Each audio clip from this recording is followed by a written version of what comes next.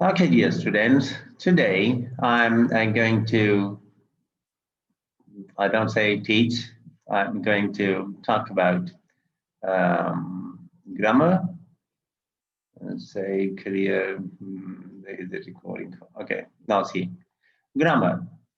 बहुत से लोग जो हैं ग्रामर की बात करते हैं अक्सर जो हैं ग्रामर और टेंसेस जो है वो मिक्स करके जो है पेश करते हैं बट एक सहूलत के लिए कुछ खास वजूहात हैं जिनके लिए मैंने टेंसेस को अलग ट्रीट करता हूँ जैसे कि मैंने पिछली वीडियो में आपको बताया था यूट्यूब पे पड़ी हुई है 1 2 3 टेंसेस या मेरे ख्याल में हम टेंसेस से उसको सर्च करें मिल जाएगी एनीवे तो ये जो है 1 2 3 टेंसेस फेसबुक में आप सर्च कर सकते हैं वहां पे मिल जाएगी आज मैं बात करूंगा ग्रामर और ये भी बताऊंगा कि जो ग्रामर है हम उर्दू में तो ग्रामर लिख देते हैं ग्रामर अंग्रेजी में स्पेलिंग इसके डिफरेंट है GRAMMAR तो लेट इट बी ग्रामर तो ग्रामर जो है इसको ये है क्या अब इसकी मुख्तलिफ तरीके से बड़ी लंबी छोटी डेफिनेशन है लेकिन ग्रामर जो है भाई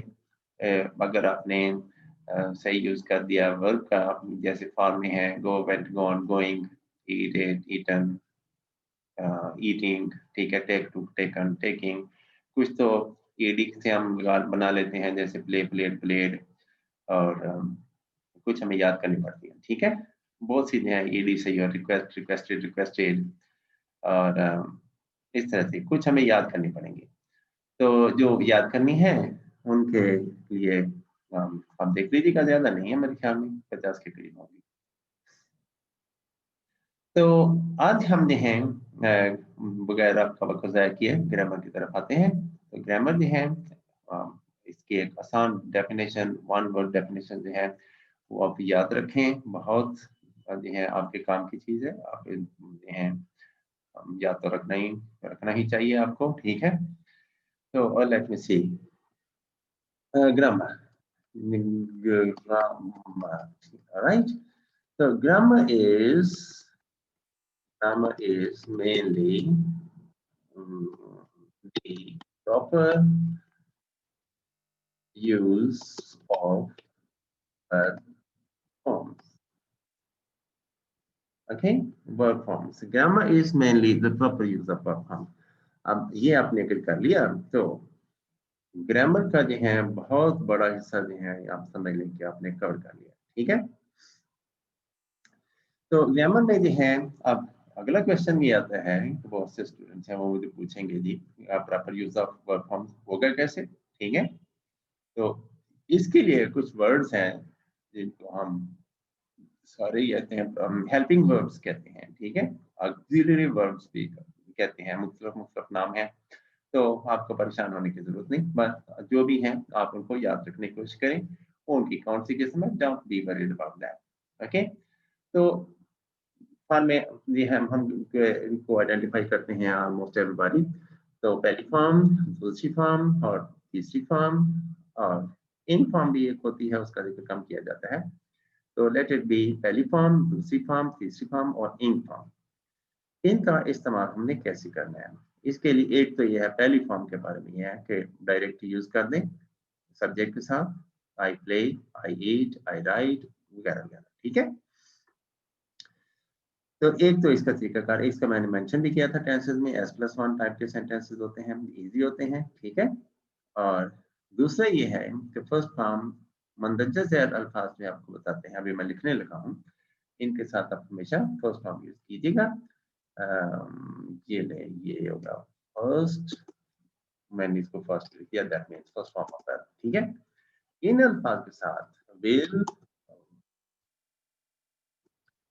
would shall should can could may might must do does did अगर तो आपने इंग्लिश सीखनी है या सीख चुके हैं तो आप ये ज़हन में रखिएगा, इनके साथ आपने फर्स्ट फॉर्म यूज़ करनी है। ये बता रहे हैं कि हमारे साथ फर्स्ट फॉर्म यूज़ करें। विल के साथ विल गो ठीक है, ठीक है? Would go, shall go, should go, can go, could go, may go, might go, must go, do go, I want to go. Do not go, does not go, did not go, like that, ठीक है? इनके साथ आपने पहली form use करनी है। इसमें मैं प्रेजेंट पास्ट फ्यूचर का जिक्र नहीं करूंगा, ठीक है? बल्कि मैं ये बात कर रहा हूँ कि आपने फर्स्ट फॉर्म कहाँ यूज करनी है, सेकंड फॉर्म कहाँ यूज करनी है, थर्ड फॉर्म, ठीक है? ये वाले अल्फाज अगर आप थोड़ा सा गौर करें तो हम इनको नॉट वर्ड्स भी कहते हैं। जैसे इनके नॉट वर्ड इनके साथ नॉट इनके साथ इस्तेमाल हो जाता है। Will not, could not, shall not, should not, can not, could not. इस तरह से अगर आप देखें, टू नॉट तो नहीं होता, दैट्स नॉट टू, ओके? इसको क्लियर कर लें, बाकी तो सबके साथ नॉट ऐसे ही आता है। तो हम जो है ये कहेंगे कि इनके साथ ये इंडिकेट करते हैं, आप इनके फौरन बाद अगर आपने कोई वर्ब यूज करना है तो आप जो है पहली फॉर्म यूज करें। अगर कोई और किया तो ये न सिर्फ मिस्टेक है बल्कि बहुत बड़ी मिस्टेक है। टू कभी कभी कंफ्यूज करता है, ठीक है? तो जैसे यूज टू हो गया, यूज टू के बाद हम एक फॉर्म यूज करते हैं, लेकिन अगर गलती से पहली फॉर्म इस्तेमाल हो भी जाए, ठीक है, तो दैट्स नॉट एन इशू, कोई बड़ी बात नहीं है। हम वी डोंट माइंड दैट, ये कह देंगे ये गलत है, but we don't mind that.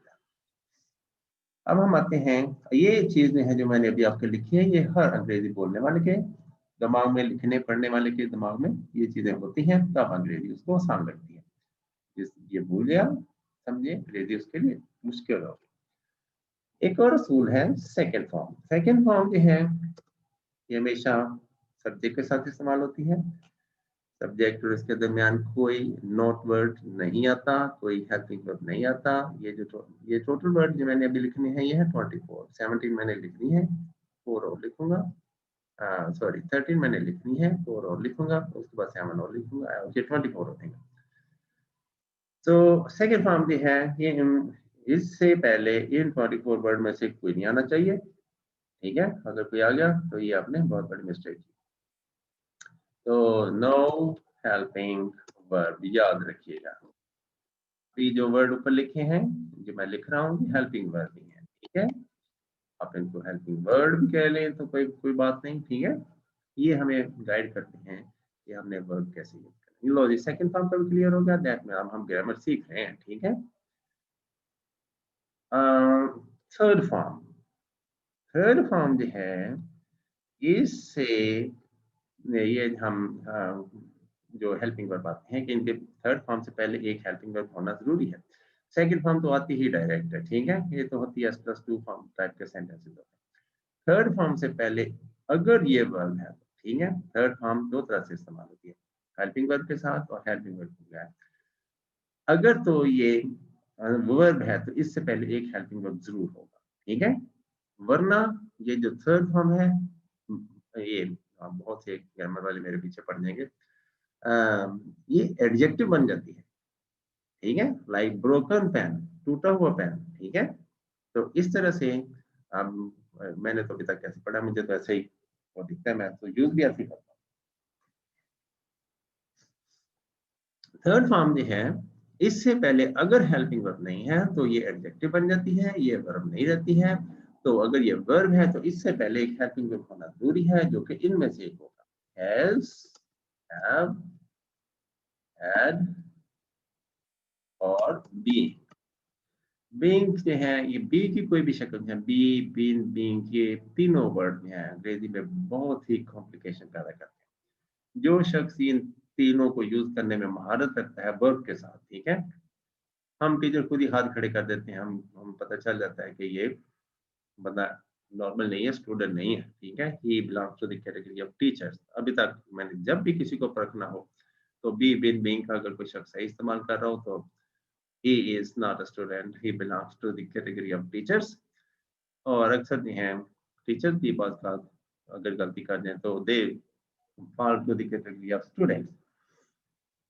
तो ये याद रखिएगा, बी, बेन, बीइंग तीन लफ्ज हैं, ये बड़ा यही सारी इंग्लिश इन्हीं के गिर्द घूमती है। और अगर ये अंग्रेजी में ना होते तो अंग्रेजी की किसी को ट्यूशन की कोई जरूरत नहीं पेश आनी, ठीक है? I wish. अगर अंग्रेजी को आसान करना है तो ये तीनों या तो निकाल लें या फिर इनकी महारत जो है वो सीखने के लिए you need to take classes. कुछ क्लासेस जो हैं वो लेना पड़ती हैं। एनीवे तो ये याद रखिएगा, इनके साथ आपने थर्ड फॉर्म यूज करनी है। अगर आपने कोई और फॉर्म यूज की तो that will be a mistake. ठीक है। एक कभी एक जगह पे एक्सेप्शंस मैंने देखी हैं, जैसे ही हैड रादर। ठीक है, तो जब हैड के साथ या ही हैड बेटर, ठीक है, हैड वी हैड बेटर जब आ जाता है तो फिर इसके साथ जो है फर्स्ट फॉर्म आती है। अदरवाइज मैंने इसको कहीं भी इनके साथ थर्ड फॉर्म के अलावा कोई फॉर्म नहीं देखी। इनके बाद तो आती ही हमेशा थर्ड है। तो हैड बेटर यू या हैव बेटर करके अगर हो जाता है तो इसके साथ इस तरह के कॉम्बिनेशन के साथ फर्स्ट फॉर्म आती है। बाकी कहीं भी जो है आप नहीं देखेंगे, ज्यादातर नहीं, वो दैट्स रेयर, 1 in 1000 आप ऐसा सेंटेंस यूज करेंगे, he had better not go there like that। ठीक है, तो अब इसमें देखें इनके साथ मैंने बता दिया कि आप हमेशा थर्ड फॉर्म, हमेशा हमेशा हमेशा इनके साथ आप थर्ड फॉर्म यूज करेंगे। अगर आपने कोई और की बहुत बड़ी मिस्टेक होगी, ये हो सकता है आप कोई फॉर्म ही नहीं यूज हो।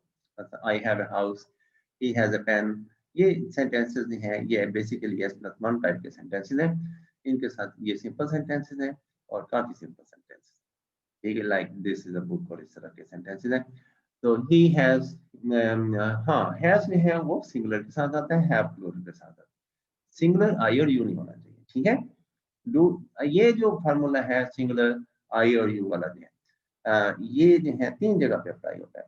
हैज हैव की सिलेक्शन में हैज के तमाम सिंगुलर के साथ हैज, लेकिन आई और यू नहीं होना चाहिए। तमाम प्लूरल के साथ है और इसमें आई और यू दोनों ही शामिल है। इसी तरह डू डज की चॉइस में कि डू यूज करें या डज यूज करें। अगर तो सिंगुलर है डज यूज करें, लेकिन आई और यू नहीं होना चाहिए सिंगुलर को, और अगर प्लूरल है तो डू यूज करें। एक और जगह पे भी इसकी एप्लीकेशन है, एस लगाएं, एस ई एस लगाएं या ना लगाएं। अगर तो सिंगुलर है और पहली फॉर्म उसके फौरन बाद आ रही है तो फिर एस ई एस लगता है वर्ब फॉर्म के साथ, प्ले से प्लेज हो जाता है, लेकिन ये सिंगुलर आई और यू नहीं होना चाहिए। ठीक है, he plays, she plays, my friend plays, my father plays, इस तरह के सेंटेंसेस में होता है। और does जो है ये क्या कहेंगे उसको, नहीं es लगाए नहीं, जब लगाते वो प्लूरल के साथ नहीं लगाते। ठीक है, और आई और यू के साथ भी हम जब फर्स्ट फॉर्म यूज करते हैं तो फिर हम एस ई एस नहीं लगाते। ऑलराइट, तो ये तीन जगह पे इसकी एप्लीकेशन आ गई। ये जो आई सिंगुलर आई और यू वाली बात है, ठीक हो गया। लें जी, अब आते हैं हम इंक फॉर्म की तरफ। तो मैंने ऐसे ही दरमियान में बात बता दी, चलें, इंफॉर्मेशन अच्छी थी। हाँ, ये इंक फॉर्म जो है ये जहाँ पे इस्तेमाल होती है वहाँ पे थर्ड फॉर्म भी इस्तेमाल हो सकती है। ठीक है, और मीनिंग चेंज हो जाएंगे लेकिन सेंटेंस ठीक रहता है, सेंटेंस में गलती नहीं होती। हमें दैट्स अंडरस्टैंडेबल, हमें आइडिया हो जाता है कि कोई क्या कह रहा है। तो is, am, are, was, were, be, फिर आ गया एक बी की शक्ल और बीन। ठीक है, ये इनके साथ अक्सर इन फॉर्म यूज होती है, थर्ड हो सकती है, ये आपको याद रखना पड़ेंगे। बाकी का कोई इशू नहीं है, ऊपर मैंने 13 लिखे थे, उनके साथ हमेशा फर्स्ट फॉर्म आती है। सेकंड फॉर्म के साथ कोई हेल्पिंग होता ही नहीं। थर्ड फॉर्म के साथ चार हैं, चार, ये चार के साथ हमेशा ही थर्ड फॉर्म होती है। ये जो सात हैं इनके साथ इन फॉर्म अक्सर इस्तेमाल होती है और वो सेंटेंस एक्टिवाइज होता है, और अगर इनके साथ थर्ड फॉर्म इस्तेमाल होगी तो वो सेंटेंस पैसिवाइज हो जाता है। बस फर्क इतना ही है, इसके अलावा जो है इसका कोई और इशू नहीं है। ये साथ हमें याद रखना पड़ते हैं। इंक फॉर्म एक्सेप्टेबल है, थर्ड फॉर्म एक्सेप्टेबल है।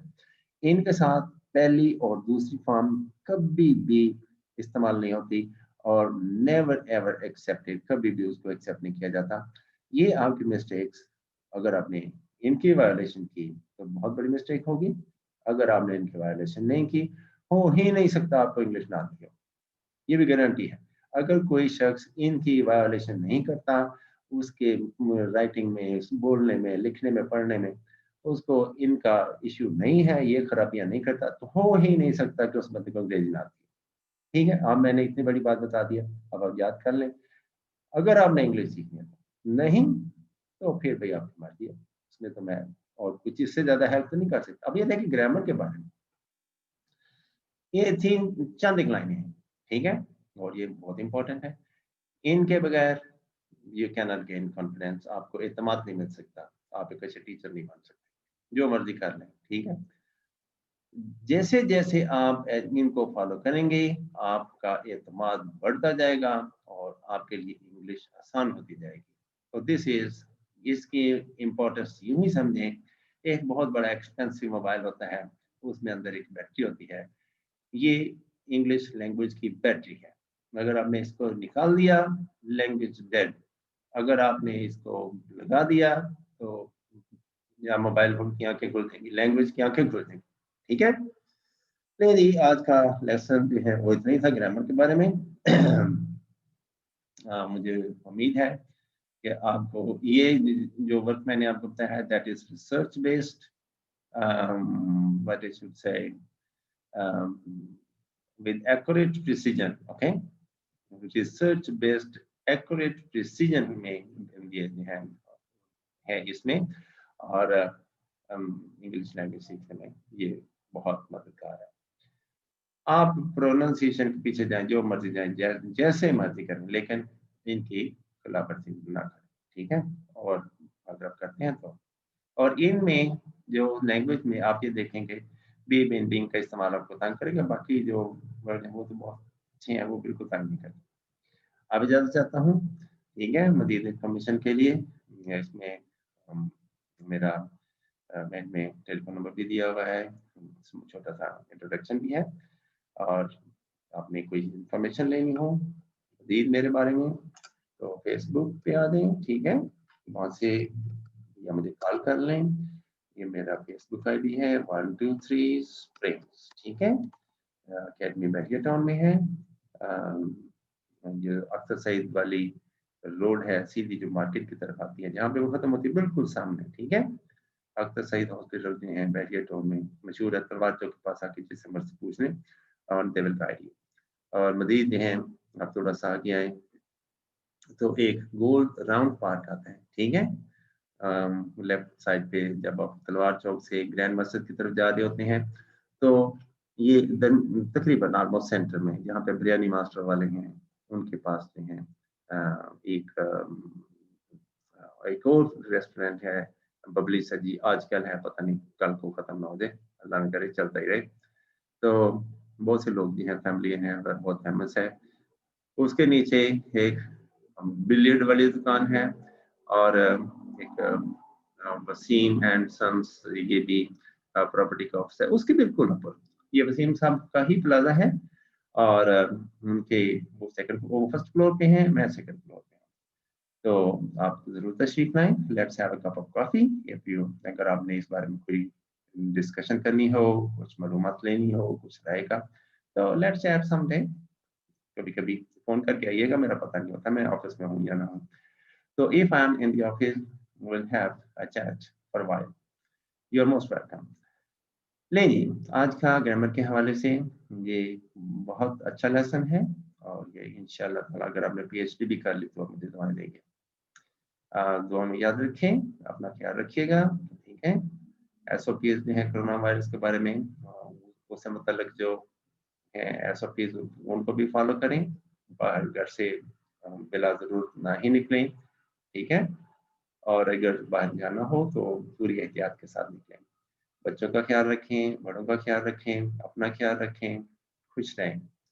अब इजाज़त चाहता हूँ। अल्लाह हाफ़िज़।